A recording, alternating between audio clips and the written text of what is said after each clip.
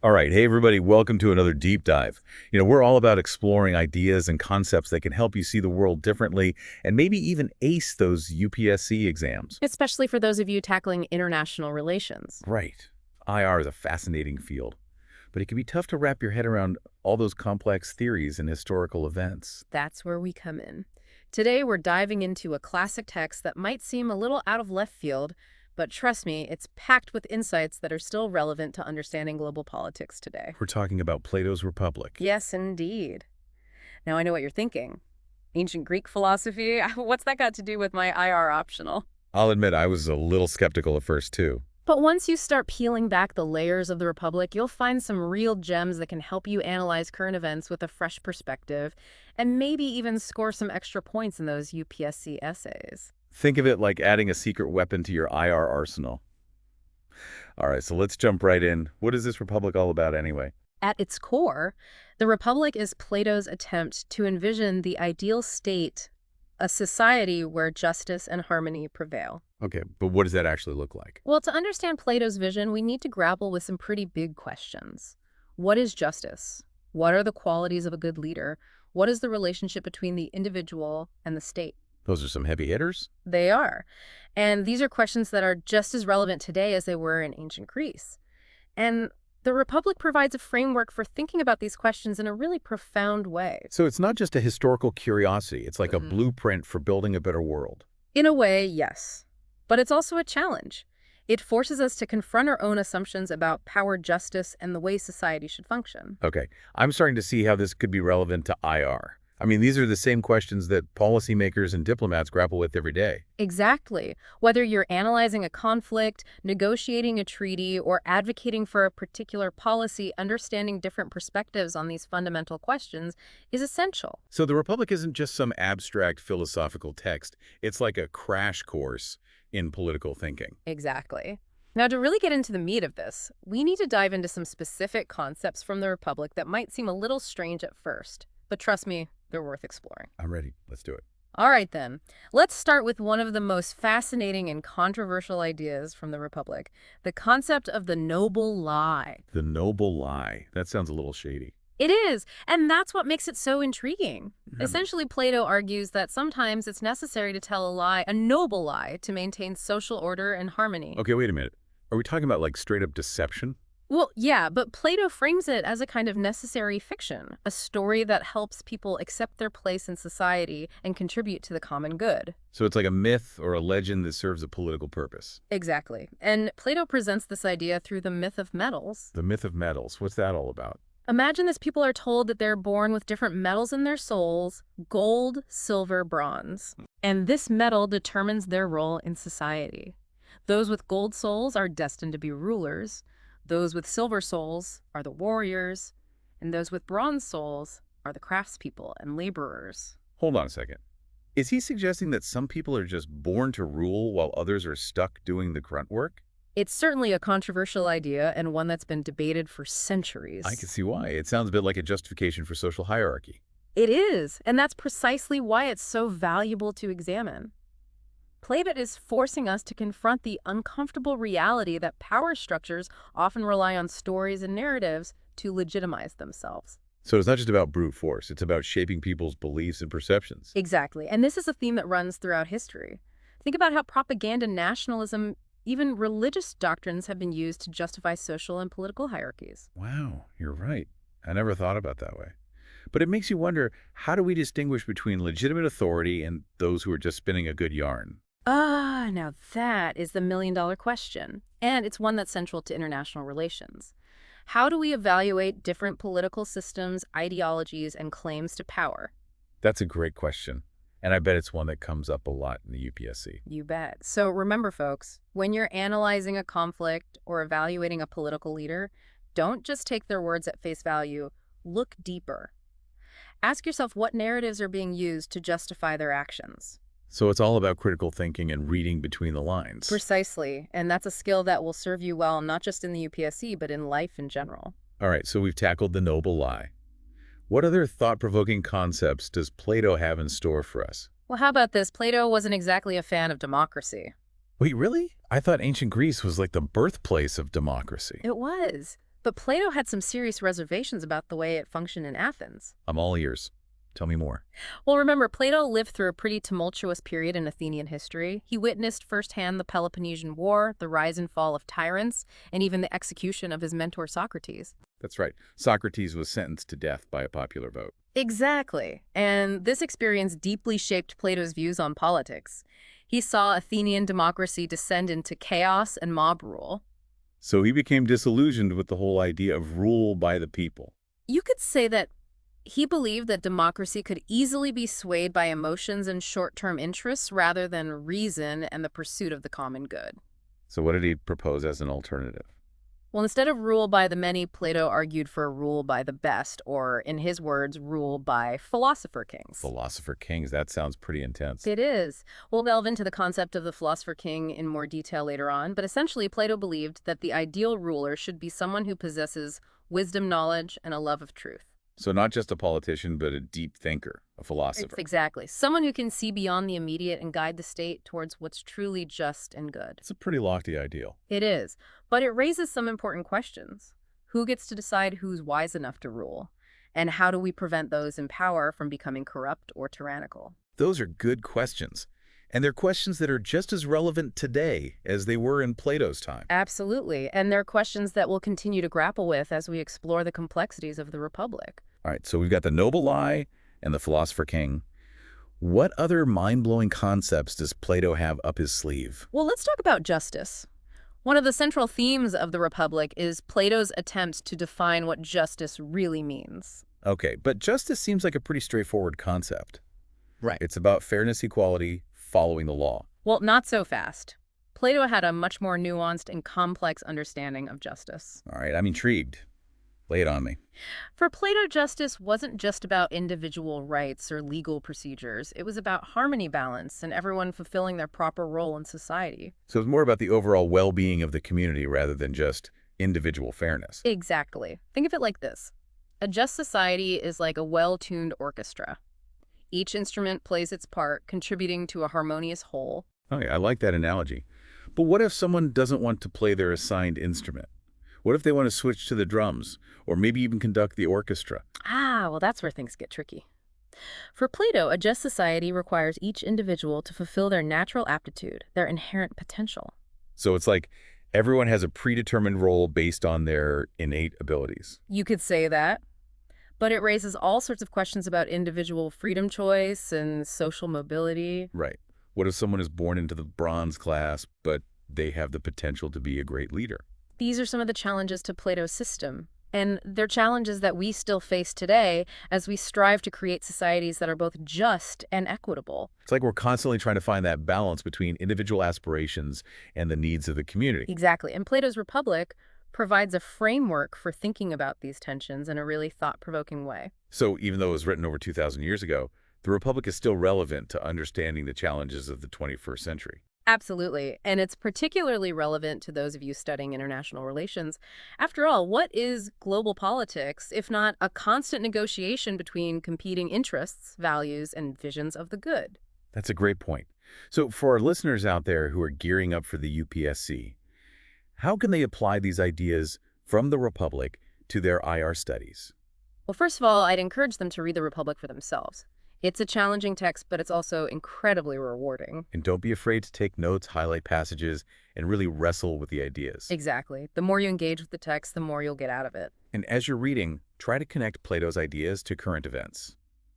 Think about how his concepts of justice, power, and the ideal state might apply to contemporary issues like conflict resolution, global governance, or even climate change. Right. Ask yourself how different countries or leaders might be drawing on or challenging Plato's ideas in their actions and rhetoric. It's like using the Republic as a lens to analyze the world around us. Precisely. And that's the kind of critical thinking that will help you ace those UPSC essays. So remember, folks, don't just memorize facts and figures. Engage the ideas, think critically, and make connections. And who knows, you might even surprise yourself with the insights you uncover. All right, so we've covered a lot of ground in this deep dive, but we're just getting started. Stay tuned for the next part where we'll delve deeper into the concept of the philosopher-king and explore some of the criticisms and limitations of Plato's ideas. That's going to be a wild ride, so buckle up and get ready for more intellectual adventures. And in the meantime, happy studying. And don't forget to like and subscribe for more insightful deep dives. We'll see you in part 2. Welcome back, everyone, to our deep dive into Plato's Republic. We're picking up where we left off with one of the most intriguing and perhaps controversial figures in Plato's ideal state, the philosopher-king. Now, this isn't just some ancient Greek superhero or anything. It's more about the kind of leadership that Plato believed was essential for a truly just and harmonious society. So last time we were talking about how Plato wasn't exactly a fan of democracy, at least not the way it was practiced in Athens. Right. He saw it as vulnerable to mob rule, swayed by emotions rather than reason. And he felt that the common good could get lost in the shuffle. Exactly. So he proposed this radical idea of having philosophers as rulers. Philosopher-kings. Those who possess not just political savvy, but a deep love of wisdom, knowledge, and truth. Right. Imagine leaders who are driven not by power or personal gain, but by a genuine desire to understand what's best for their people and to govern accordingly. Okay, I can see where he's coming from.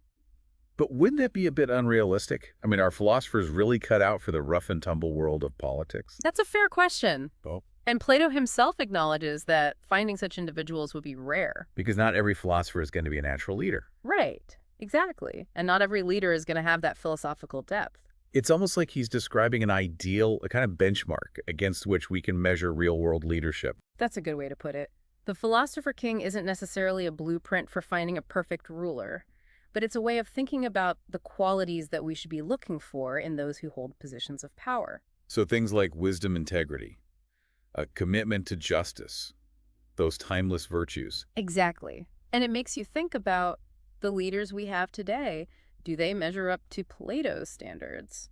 Well, that's a question for each of us to ponder. Yeah, But it's an interesting thought experiment. absolutely. And it challenges us to consider what kind of leadership we want to see in the world. So for our listeners who are prepping for the UPSC, how can they connect this idea of the philosopher-king to their IR studies? Well, one way is to think about how different countries and leaders approach decision-making. Are they guided by pragmatism ideology, a pursuit of national interest? Or did they demonstrate a genuine concern for justice and the common good? It's like a way of analyzing the motivations and actions of different players on the global stage. Precisely. And it can help you develop more nuanced and insightful arguments in your essays. Okay, so let's shift gears a bit. We've talked about some of the big ideas in the Republic, but what about the criticisms? Ah, yes. No philosophical system is without its flaws, and Plato's ideas have certainly been subject to scrutiny over the centuries. So what are some of the main critiques? Well, one common criticism is that Plato's vision of a harmonious state is a bit too rigid and perhaps even authoritarian. Meaning? Well, remember how we talked about how Plato assigns everyone a specific role based on their natural aptitude? Right, the whole gold, silver, bronze, soul thing. Exactly. Critics argue that this kind of system could stifle individual freedom and creativity. Because what if someone doesn't want to be a cobbler or a warrior? What if they have other dreams and aspirations? That's the challenge. And some argue that Plato's emphasis on unity and social order could lead to the suppression of dissent. Because if everyone is expected to conform to their assigned role, there's not much room for questioning the status quo. Right, and that could potentially hinder progress and innovation. So it's like a trade-off between stability and dynamism. Exactly, and it's a debate that continues to this day. How do we balance the need for order with the importance of individual freedom and creativity? That's a big question, and one that's relevant not just to ancient Greece, but to every society. Absolutely, and it's something that you, as future policymakers and diplomats, will need to grapple with. Now, another criticism leveled at Plato is that his ideal state seems a bit too utopian. Meaning it's too idealistic and detached from the realities of human nature. Exactly. Huh. Critics argue that people are inherently flawed and selfish, and that no amount of philosophical wisdom can completely erase that. It's like trying to fit square pegs into round holes. They argue that Plato's vision of a perfectly harmonious state is simply unattainable. So it's more of a thought experiment than a practical blueprint for governance. That's one way to look at it. But even if we accept that Plato's ideal state is ultimately unattainable, it still provides valuable insights into the challenges of creating a just and equitable society. It's like a goal to strive for, even if we never fully reach it. Precisely. And the process of striving towards that goal can itself be transformative. So it's not just about the destination, it's about the journey. Exactly. Yeah. Now, another criticism that's often raised is that Plato's system seems to rely heavily on the wisdom and benevolence of the philosopher-kings. Right. We were talking earlier about how these rulers are supposed to be these enlightened beings who guide the state towards what's truly good and just. Exactly, but critics point out that power can be corrupting even for those with the best of intentions. And who gets to decide who these philosopher kings are anyway? That's a great question.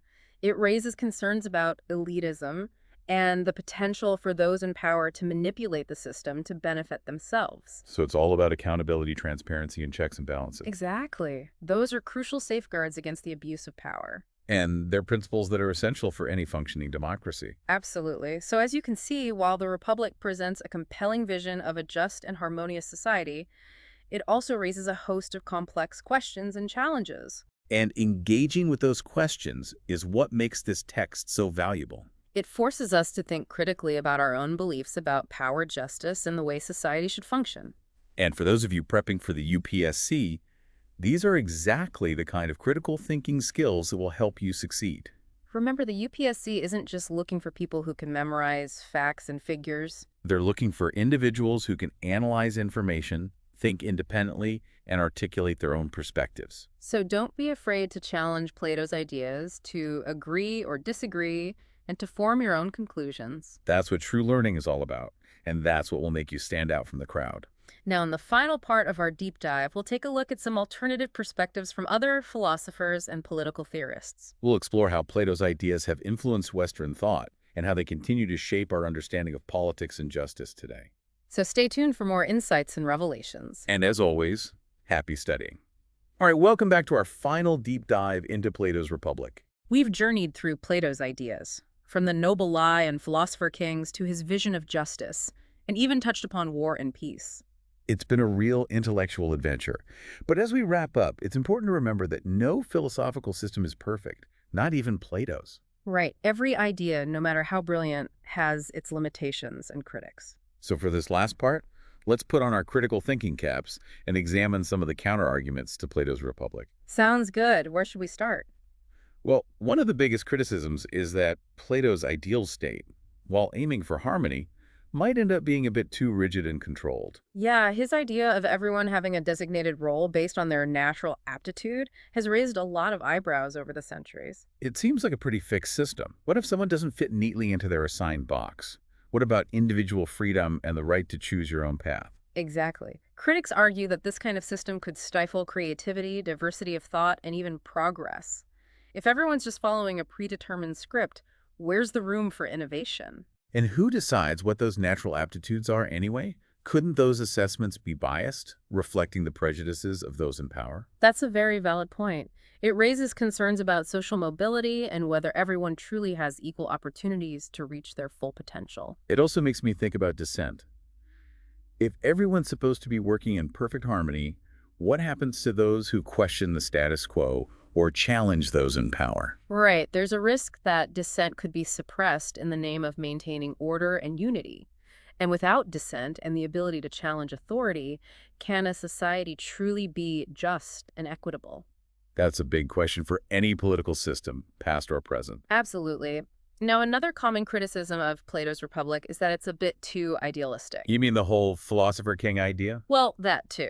But I'm thinking more broadly about Plato's vision of a perfectly harmonious state where everyone is virtuous and dedicated to the common good. Critics argue that it's simply not realistic. Because humans are inherently flawed, messy, and often driven by self-interest. Exactly. They argue that no amount of philosophical wisdom or careful social engineering can completely eliminate those aspects of human nature. So is Plato's Republic just a utopian dream, a thought experiment with no real-world application? That's a matter of debate. Some see it as an unattainable ideal, while others believe it provides valuable insights into the principles of justice and good governance, even if those principles can never be perfectly realized. It's like aiming for a star. We may never actually reach it, but the act of striving towards that ideal can elevate us and guide our actions. Well said. It's about the journey as much as the destination. Now, building on this idealism, another critique is that Plato's system relies heavily on the wisdom and benevolence of those in power. The philosopher kings, those wise and virtuous souls who are supposed to guide society towards the good. Precisely. But critics point out that even with the best intentions, power can corrupt. And who's to say that these philosopher kings won't be tempted to use their power for personal gain or to impose their own vision of the good on others? It highlights the need for checks and balances on power, for mechanisms to ensure that those in authority remain accountable to the people they govern. Exactly. No system, no matter how well-intentioned, can rely solely on the virtue of its leaders. There need to be safeguards in place to prevent abuse and tyranny. Transparency, accountability, the rule of law, these are all essential elements of a just and stable society. Couldn't agree more.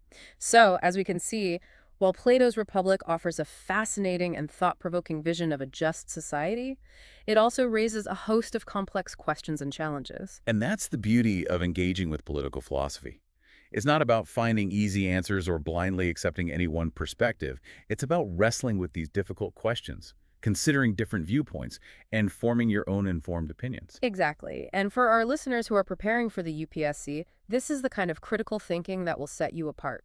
It's not about memorizing Plato's ideas or those of any other philosopher. It's about developing the ability to analyze information, evaluate arguments, and articulate your own perspectives on these complex issues. That's what makes a successful diplomat, policymaker, or anyone engaged in shaping a better world. So as we wrap up this deep dive, we encourage you to keep exploring these ideas, to challenge your own assumptions, and to never stop learning and growing. And remember, this is just the beginning of your journey. There's a whole world of political philosophy out there waiting to be discovered, from ancient Greece to the present day. So keep reading, keep thinking critically, and keep those UPSC dreams alive. And don't forget to hit that like button, subscribe to our channel for more insightful deep dives, and share this episode with your fellow UPSC warriors. Thanks for joining us on this intellectual adventure. Until next time, happy studying.